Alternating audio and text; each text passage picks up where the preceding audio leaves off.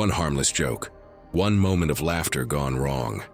That's all it took to turn innocent pranks into the 6 most shocking tragedies ever captured on record. These aren't just accidents. They're chilling reminders that what starts as fun can end in unimaginable consequences. It was October 31st, 2017, in a quiet suburban neighborhood in Plano, Texas. The evening air was cool, and moisture from earlier dew left a slick sheen on roofs and outdoor surfaces across the area. 19-year-old Nora Quinn was spending Halloween night alone at her family's 2-story colonial home while her parents attended a neighborhood gathering. A college freshman studying communications, Nora was known by friends as cautious and responsible, often preferring quiet evenings to large social events. The house sat on a peaceful cul-de-sac lined with mature oak trees that partially blocked the streetlights, creating uneven visibility across the property. Her 22-year-old brother worked in retail management and had a reputation for elaborate pranks among his friend group. That evening, he convinced 2 co-workers to help execute what they considered a harmless Halloween scare. The brother later told investigators that he never imagined Nora would think the intrusion was real. Using his spare key to the family home, the 3 young men entered through the back door while Nora was upstairs in her bedroom. The group moved through the darkened house carrying flashlights, deliberately opening drawers and cabinets to simulate the sounds of intruders searching for valuables. They tapped on windows from the inside and created footsteps in the hallway. According to police statements given later, the brother expected Nora would quickly realize it was a prank. Upstairs, Nora heard the unfamiliar sounds and saw moving lights through her bedroom door. Genuinely believing burglars had entered the house, she immediately called emergency services and barricaded herself in her bedroom closet. The recorded call captured her whispered reports of intruders moving through the house, along with audible sounds of doors opening and muffled voices. As the sounds seemed to move closer to the stairway, Nora made the decision to escape through her 2nd-story bedroom window. She climbed onto the composite shingle roof, which had become slippery from the evening's moisture accumulation. Evidence at the scene suggested she had attempted to reach a low-hanging oak branch, approximately 6 feet from the roof's edge. Police responding to her emergency call later documented wet sock prints near the windowsill and visible water beading on the roof surface. As Nora attempted to reach the tree branch, her right foot lost traction on the damp shingles. She slid toward the edge and fell approximately 18 feet, landing directly on the concrete driveway below. Patrol officers arrived roughly 4 minutes after the initial call and discovered Nora unconscious on the driveway. Dispatch logs showed a patrol unit was already passing through the neighborhood for Halloween safety checks, which shortened the response time. Inside the house, they found her brother and his friends removing their masks, having realized something had gone wrong when they heard sirens approaching. Paramedics pronounced Nora dead at the scene. The medical examiner determined that she had suffered a basilar skull fracture and severe brain trauma, consistent with a high-impact fall onto concrete from a significant height. The investigation included analysis of the emergency call recording, crime scene measurements, and police body cam footage that documented the wet roofing conditions and the open bedroom window.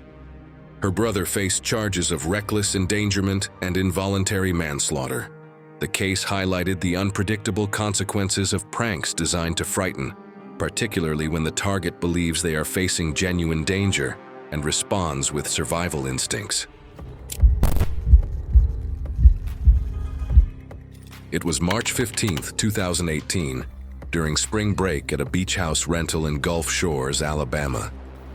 8 college students had gathered for their annual week-long vacation, with temperatures reaching a warm 78 degrees Fahrenheit, under clear skies and moderate humidity levels. 23-year-old Ramona Davies was a pre-medical student known for her disciplined lifestyle and meticulous health habits. Friends described her as someone who maintained strict dietary routines and exercised daily, often declining junk food in favor of protein smoothies and morning runs along the beach. She had a tendency toward dehydration during physical activity.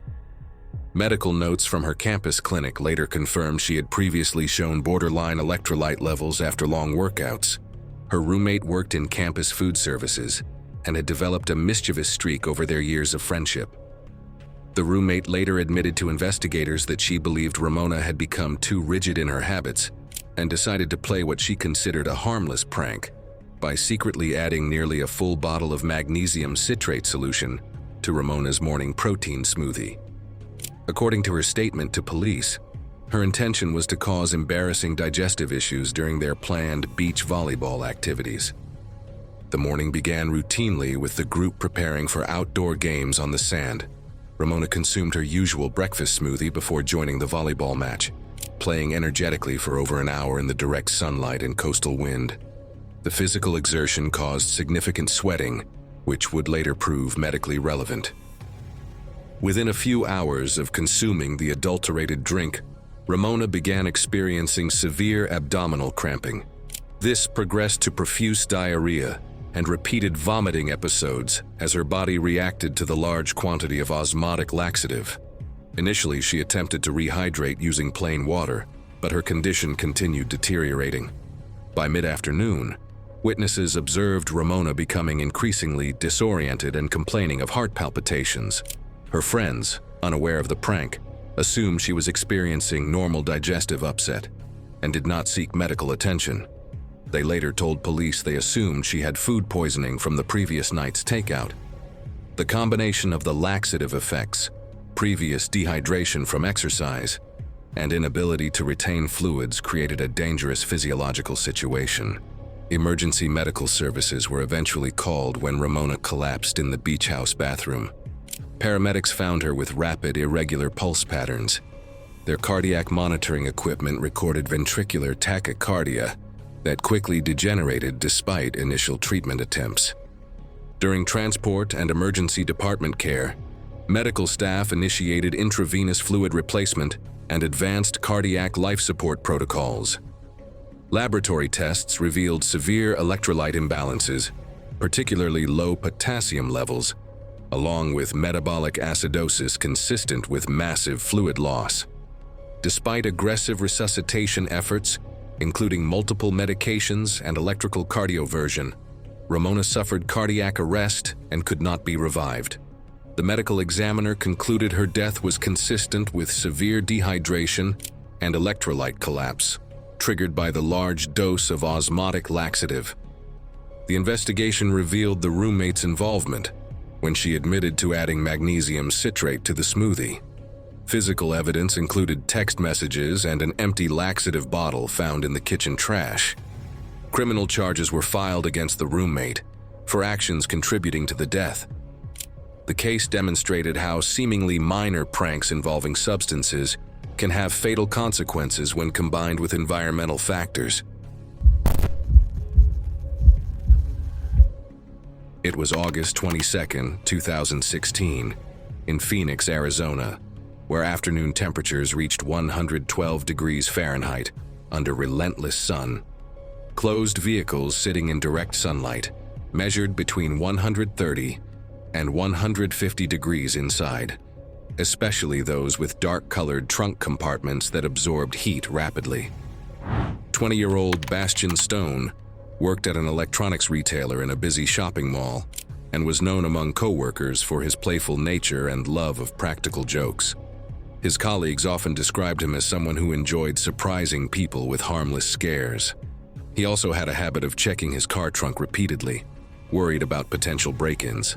What his co-workers didn't know was that the trunk's internal release cable had recently begun sticking intermittently, something Bastian had noticed but had not yet repaired.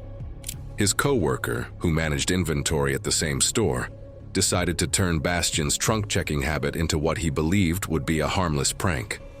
He planned to hide inside the trunk and jump out when Bastian ended his shift, expecting the whole thing to last only 10 to 15 minutes.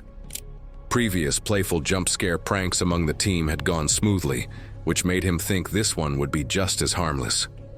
During the afternoon shift change, while Bastian remained inside helping customers, the co-worker used Bastian's habit of leaving his car unlocked during work hours, a practice multiple employees later confirmed. With the vehicle accessible, he climbed into the trunk of Bastian's dark-colored sedan, parked in the employee section of the mall lot. The car had been sitting in full sun exposure for hours, and the trunk's temperature continued rising as the metal surfaces absorbed heat. Store records showed that a complicated customer issue extended Bastian's shift far longer than expected. Meanwhile, the trunk's interior reached dangerously high levels. As temperatures climbed, the co-worker attempted to adjust his position inside the confined space. Forensic inspectors later determined that this movement likely worsened the sticking release cable, making it difficult or impossible to activate from inside. After roughly 40 minutes in the superheated compartment, he began showing signs of severe heat exhaustion.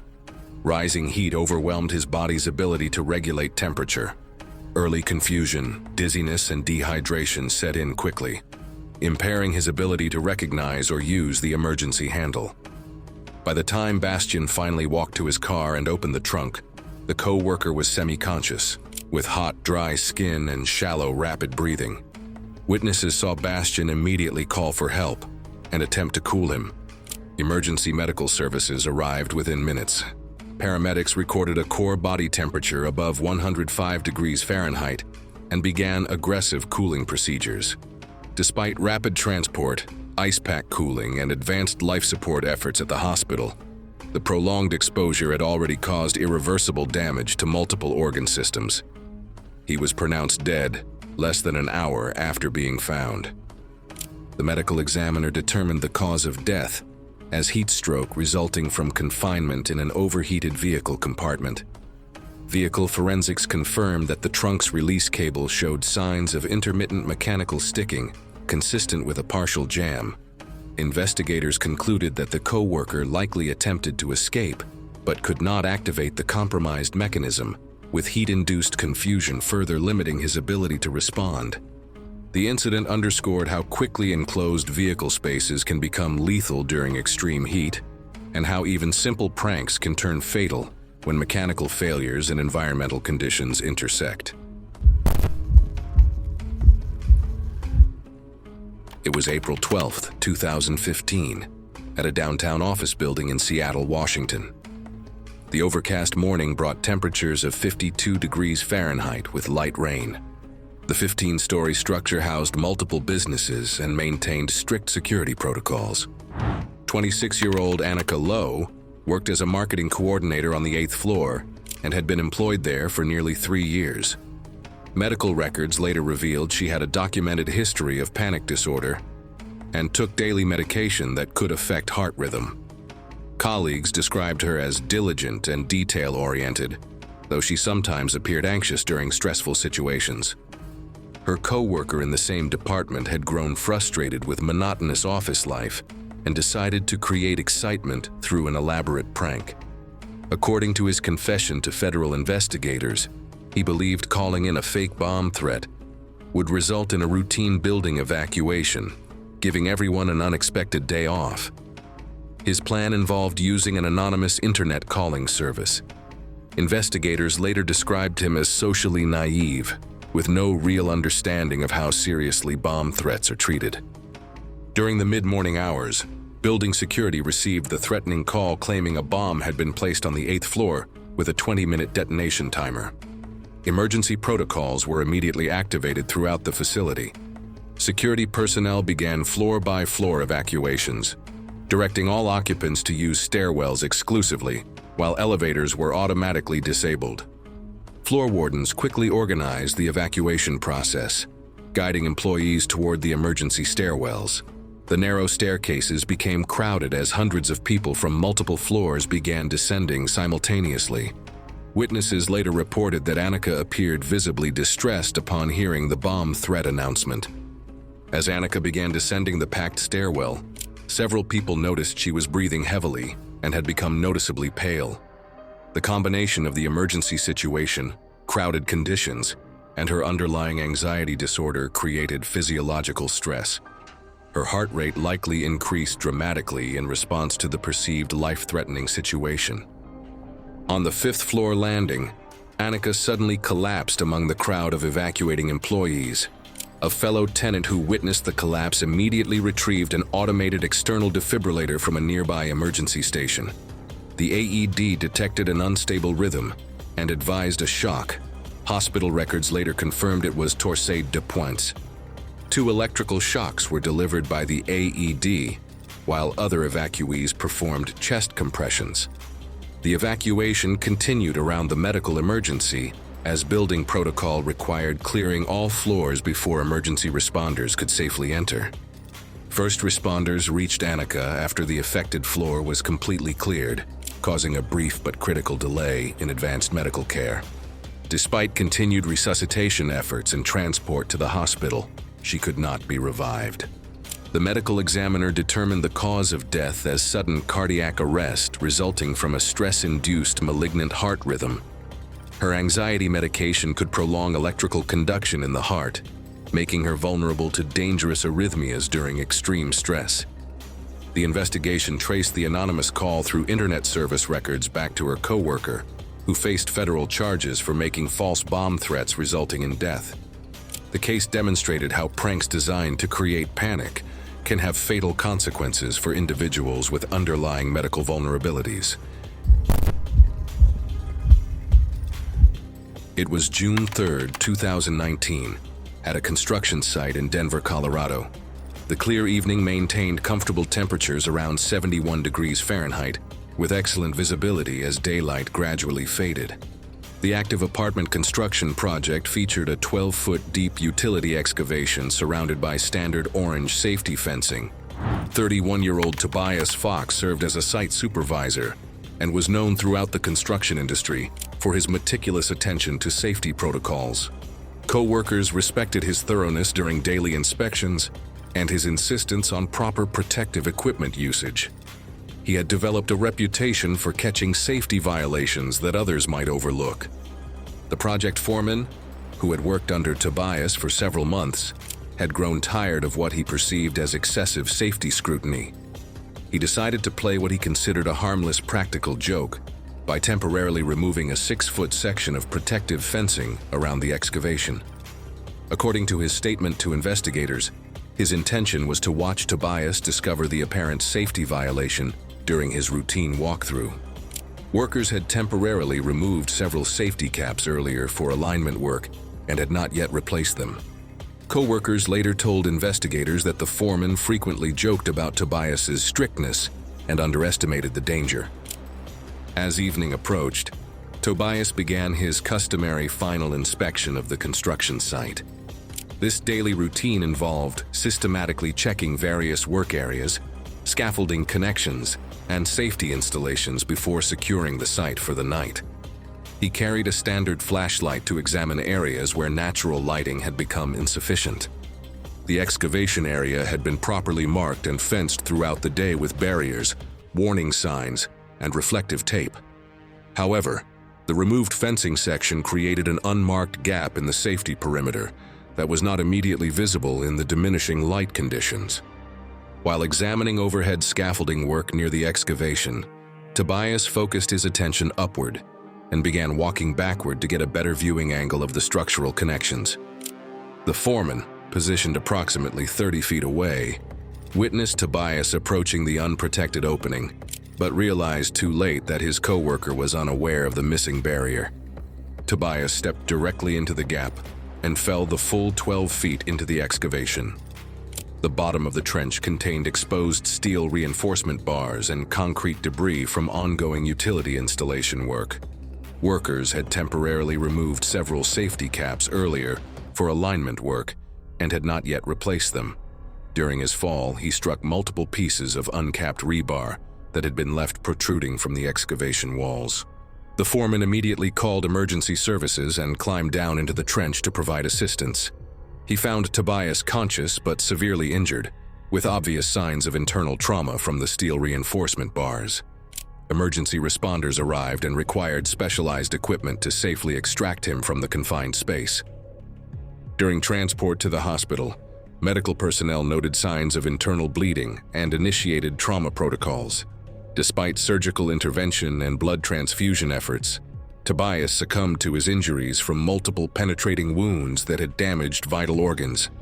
The medical examiner determined the cause of death as hemorrhagic shock resulting from internal bleeding caused by penetrating trauma from steel reinforcement materials. The investigation documented the missing safety fencing through scene photographs and witness statements from the foreman, who admitted to removing the barriers. Criminal charges were filed against the foreman for reckless endangerment resulting in death. It was September 7th, 2017, in Chicago, Illinois, where steady rain fell throughout the evening as temperatures held at 58 degrees Fahrenheit. The third-floor apartment overlooked a busy street where regular traffic noise provided constant background sound. 24-year-old Una Bell worked as a graphic designer and had been living with her boyfriend for 3 years in what friends described as a stable relationship.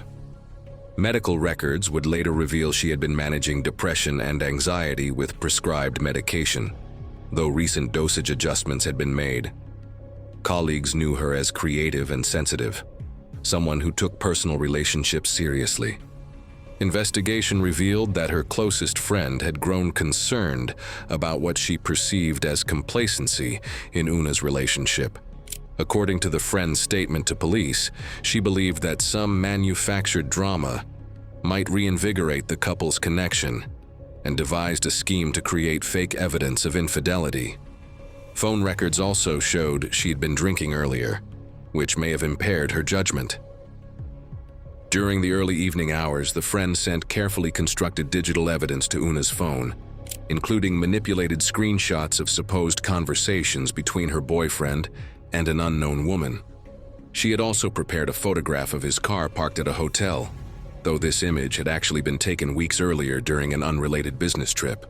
Phone metadata later recovered by investigators showed that Una repeatedly viewed and forwarded these materials to another friend, accompanied by increasingly distressed text messages expressing shock and betrayal. The digital evidence appeared convincing enough to trigger genuine emotional distress in someone already vulnerable due to her mental health condition. Over approximately 45 minutes, Una's emotional state deteriorated rapidly as she processed what she believed was proof of her boyfriend's unfaithfulness. During this period, she made several phone calls to her boyfriend, though he was unable to immediately explain the fabricated evidence since he was unaware of its false nature. As her distress intensified, Una consumed a significant quantity of her prescribed benzodiazepine medication along with alcohol. The combination of these substances, particularly in someone already taking psychiatric medications, created a dangerous situation involving central nervous system depression.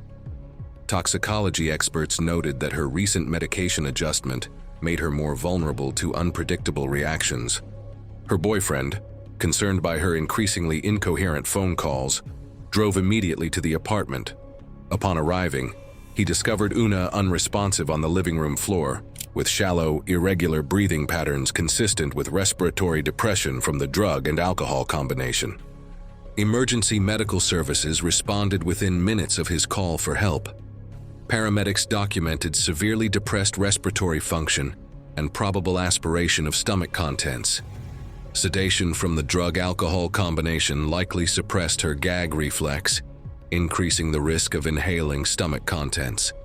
Standard reversal agents were considered but not administered due to the risk of seizures in mixed substance ingestions.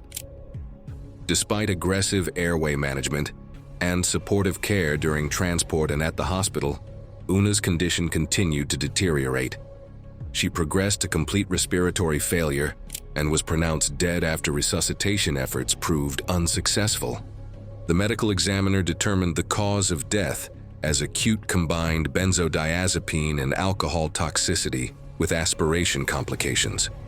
The subsequent investigation revealed the fabricated nature of the infidelity evidence through phone data analysis. The friend who created the false materials faced criminal charges related to actions that contributed to the death. Thanks for watching. Want to see more? Click on your screen now.